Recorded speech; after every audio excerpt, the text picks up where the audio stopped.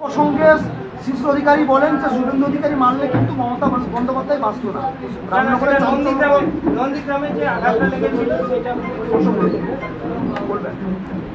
নন্দীগ্রামে 2021-এর বিধানসভা নির্বাচনের প্রচার করতে এসে আমাদের জননেত্রী, দেশনেত্রী, মুখ্যমন্ত্রী মমতা বন্দ্যোপাধ্যায় পায়ে চোট লেগেছিল।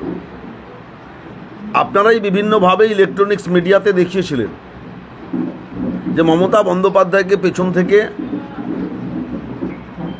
যে ধাক্কা দিয়েছিল তাকে কোন রাজনৈতিক দলের কর্মসূচিতে দেখা গেছে। আপনারাই দেখিয়েছিলেন ভারতীয় জনতা পার্টির বিভিন্ন মিটিংয়ে সেই ছেলেটিকে দেখা গেছে। তার মানে পরিকল্পিতভাবে, রাজনৈতিক উদ্দেশ্য প্রণোদিতভাবে ভারতীয় জনতা পার্টি এই কাজটা সেদিনকে করতে চেয়েছিলেন, কিন্তু নন্দীগ্রামের মানুষ তৎপর, দেহরক্ষী তৎপর, তাই বড় কোনো অঘটন ঘটেনি। বলছি শিশিরবাবু বলছেন যে ভোট এলেই মমতা ব্যানার্জি নাটক করেন, যেভাবে 2021 সালে পায়ে চোট লাগায় নাটক করেছেন, আবার 24 সালে ঠিক একইভাবে নাটক করে বেড়াচ্ছেন। দেখুন, শিশিরবাবু শ্রদ্ধার ব্যক্তি, আমার বাবার থেকেও বড় বয়সে। আমি নিশ্চিতভাবে তার সমালোচনা করব না, তবে এই প্রসঙ্গ না আনলে ভালো। তারা বয়সের ভারে ভারাক্রান্ত। আজকে সকালে কি বলছেন বিকেলে মনে রাখতে পারেন না, বিকেলে কি বলছেন সকালে মনে রাখতে পারেন না। তার মানে ওই ব্যক্তির কথা আলোচনার প্রসঙ্গ না আনাটাই ভালো। শিশিরবাবু আজকে যে ভোট প্রচারের নামলেন ছেলে হয়ে, এটা বিজেপির পক্ষে কতটা লাভজনক হবে আর তৃণমূলের পক্ষে কতটা ক্ষতিকারক হবে? কারণ উনি গত 10-15 বছর ধরে এখানে সাংসদ ছিলেন। আমি আপনাদেরকে বলি যে অধিকারী পরিবার 2011 সাল থেকে 2020 সালের 19শে ডিসেম্বর, এই যে দীর্ঘ লং টার্ম, কেউ সাংসদ হয়েছেন, কেউ মন্ত্রী হয়েছেন, কেউ এমএলএ হয়েছেন, কেউ চেয়ারম্যান হয়েছেন, নেত্রী মমতা বন্দ্যোপাধ্যায়ের হাত তাদের মাথার ওপর ছিল বলে। সেদিন তিনি ছিলেন জননেতা, সেদিন তিনি ছিলেন জননেতা, মমতা বন্দ্যোপাধ্যায়ের হাত ছিল মাথার ওপর। মমতা বন্দ্যোপাধ্যায়ের হাত সরে গেছে। 21-এর বিধানসভায় বাংলার বিধানসভার বিরোধী দলনেতা হলেন। আবার 2024-এর লোকসভা নির্বাচন, এই কাঁথির মানুষ, এই মেদিনীপুর জেলার মানুষ ইভিএম ভোটিং মেশিনে রায় প্রদান করবেন। জননেতা থেকে বিরোধী দলনেতা, তারপর সাধারণ একজন ভোটার। শুধুমাত্র সময়ের অপেক্ষা, দেখতে থাকুন। বলছি রাজ্যের মন্ত্রী অখিলগিরির বিধানসভা 218-217 রামনগর বিধানসভা এলাকায় বহু সংখ্যালঘু মানুষ কিন্তু তৃণমূল ছেড়ে অধিকারী পরিবার অর্থাৎ বিজেপিতে যোগদান করছে। তো লোকসভা ভোটারকে কতটা কি ধাক্কা বলে মনে করছেন? দেখুন, কোথায় কি পরিকল্পনা করে কি ব্যাপার করছেন সেটা আমাদের জানা নেই। রামনগর বিধানসভার কথা আপনার কাছ থেকেই প্রথম শুনলাম। কালকে আমাকে কিছু সাংবাদিক জিজ্ঞেস করছিলেন যে পটাশপুরে তৃণমূল কংগ্রেস থেকে ভারতীয় জনতা পার্টিতে যোগদান করলেন। আমি তখন আমি বললাম ভাই আমার জানা নেই, আমি তো আজকে সারাদিনই পটাশপুরে ছিলাম, এরকম ঘটনা শুনিনি। তো তুমি রাত্রি 10টার সময় ফোন করে যখন বলছো, আমি খোঁজ নিচ্ছি। খোঁজ নিয়ে যখন দেখলাম সেই বিজেপির লোক তাকে তৃণমূল থেকে বিজেপিতে এসছে বলে মঞ্চে আবার নতুন করে পতাকা ধরানো হচ্ছে। এটা একটা রাজনৈতিক চমক দিতে চাইছেন, কিন্তু এই চমকে কিছু কাজ হবে না। অরিজিনাল কি হচ্ছে সেটা আজকে গুরুগ্রাম অঞ্চলে গেলে আপনারা দেখতে পেতেন। আজকে গুরুগ্রাম অঞ্চলে তৃণমূল কংগ্রেসের সভা ছিল। আমাদের ব্লক সভাপতি নবীনবাবু, অঞ্চল সভাপতি আশিসবাবু, আমাদের পঞ্চায়েত সমিতির চেয়ারম্যান অরূপবাবু, পঞ্চায়েত সমিতির সৌরভ থেকে শুরু করে পলাশ থেকে শুরু করে সমস্ত নেতৃত্বরা ছিলেন।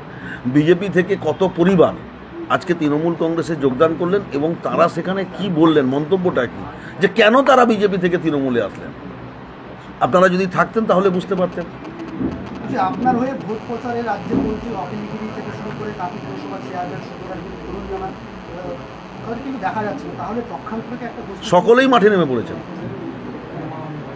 আপনি কালকে দেখবেন রামনগর 1 নম্বর ব্লকে মিটিং আছে, মন্ত্রী থাকবেন, সকলেই মাঠে নেমে পড়ে। তৃণমূল কংগ্রেসের কোনো গোষ্ঠী নেই। তৃণমূল কংগ্রেস মমতা বন্দ্যোপাধ্যায়ের নেতৃত্বে তৃণমূল পরিবার, আমাদের নেত্রী মমতা বন্দ্যোপাধ্যায়, আমাদের বৃহত্তর পরিবার, আমার সাথে আপনার মত পার্থক্য থাকতে পারে, তার মানে আপনারা এটা বলে চালানোর চেষ্টা করছেন গোষ্ঠীদ্বন্দ্ব। আমাদের মধ্যে কোনো গোষ্ঠীদ্বন্দ্ব নেই, আমরা সকলেই ঐক্যবদ্ধ। শিশির অধিকারী দাবি করছেন যে কাঁথি লোকসভা বিজেপি দেখুন, আমি আপনাকে প্রথমেই বললাম যে ওনার কথা সমালোচনা করার না করাই ভালো। বয়সের ভারে ভারাক্রান্ত, তিনি কখন কি বলছেন জানেন না। সময়ের অপেক্ষা করুন। ভারতীয় জনতা পার্টি তাদের যে প্রার্থী, ওনার সমর্থনে তার পরিবার নিশ্চিত প্রচারে যুক্ত হবেন, এটা আমরাও চাই যে প্রচারে যুক্ত হন। তার কারণ মমতা বন্দ্যোপাধ্যায়ের ছবিকে সামনে রেখে যারা বড় বীর বলে মানুষের কাছে বারে বারে প্রমাণ করছিলেন, আমরা এবারে সেটা প্রমাণ করে দেব বড় বীর তারা নন, নেত্রী মমতা বন্দ্যোপাধ্যায়। তার কারণ মমতা বন্দ্যোপাধ্যায় হচ্ছে জনগণের শক্তি, আসল শক্তি। মমতা বন্দ্যোপাধ্যায় যার মাথায় হাত রাখবেন তিনি এগিয়ে যাবেন। আমরা 100% আশাবাদী, শুধুমাত্র সময়ের অপেক্ষা। আর শুধু একটা হিসাব আমাদের বাকি রয়েছে যে এই কাঁথির মানুষ, মেদিনীপুরের মানুষ বেঈমান গাদ্দার মির্জাফরদের বিরুদ্ধে কত ভোটের ব্যবধান রাখেন, এটাই দেখার। আমাদের জেতা নিয়ে কোনো সংশয় নেই, আমরা মার্জিন কতটা বাড়াতে পারবো এটা নিয়ে চিন্তা। 21-এর বিধানসভা নির্বাচনে হাই ভোল্টেজ নির্বাচন ছিল নন্দীগ্রাম, তো সেক্ষেত্রে 2024-এর লোকসভা নির্বাচনে হাই ভোল্টেজ কাঁথি সারা রাজ্য তাকিয়ে আছে। তো অধিকারী পরিবারের বিরুদ্ধে লড়াইটা কতটুকু কঠিন বলে মনে করছেন? আমাদের কাছে কোনো লড়াইটা কঠিন নয়, তার কারণ আমরা তৃণমূল কংগ্রেসের কর্মী, আমরা মমতা বন্দ্যোপাধ্যায়ের সৈনিক, আমরা অভিষেক বন্দ্যোপাধ্যায়ের সৈনিক। আমাদের নেত্রী মমতা বন্দ্যোপাধ্যায় 365 দিনের 365 দিনই মানুষের পাশে থাকেন। আমরা ওনার আদর্শকে সামনে রেখে 365 দিন জনগণের পাশে থাকি। আমাদের কাছে কোনো লড়াই কঠিন নয়, শুধুমাত্র সময়ের অপেক্ষা জেতার। থেকে 50 জন যোগ দিল তৃণমূল ছেড়ে বিজেপিতে। আমি একই কথা আপনি আবার প্রশ্ন করলেন। ভারতীয় জনতা পার্টি কালকে একটা পটাশপুরে যোগদান করিয়েছিল, গল্পটা বললাম। যখন খোঁজ দিয়ে দেখলাম বিজেপির লোককে বিজেপিতে জয়েন করানো হচ্ছে। খোঁজ নিয়ে দেখুন নন্দীগ্রামে যে লোকগুলো আজকে জয়েন করলো, তারা পঞ্চায়েতে কী রাজনীতি কোন দল করেছিল, তারা বিধানসভাতে কোন দল করেছিল, খোঁজ নিয়ে দেখুন। সেই খোঁজ নিয়ে যখন তার শেষ সীমান্তে পৌঁছবেন, দেখবেন বিজেপির কর্মীকে বিজেপি জয়েনিং করাচ্ছে। এখন মাল্যদান করছেন এবং শ্রদ্ধা নিবেদন করছেন আমাদের প্রিয় প্রার্থী উত্তম বারিক মহাশয়। এরপর আমাদের মাধ্যমে শ্রদ্ধা নিবেদন করছেন ভগবানপুর ব্যাংক ব্লক তৃণমূল কংগ্রেসের সভাপতি সম্মানীয় রবীন্দ্রচন্দ্র মন্ডল মহাশয়। এরপর শহীদ স্মৃতিস্তম্ভে মাল্যদান করে শ্রদ্ধা নিবেদন করছেন ভগবানপুর 1 ব্লক ভগবানপুর 1 পঞ্চায়েত সমিতির সভাপতি সম্মানীয় অরূপ সুন্দর।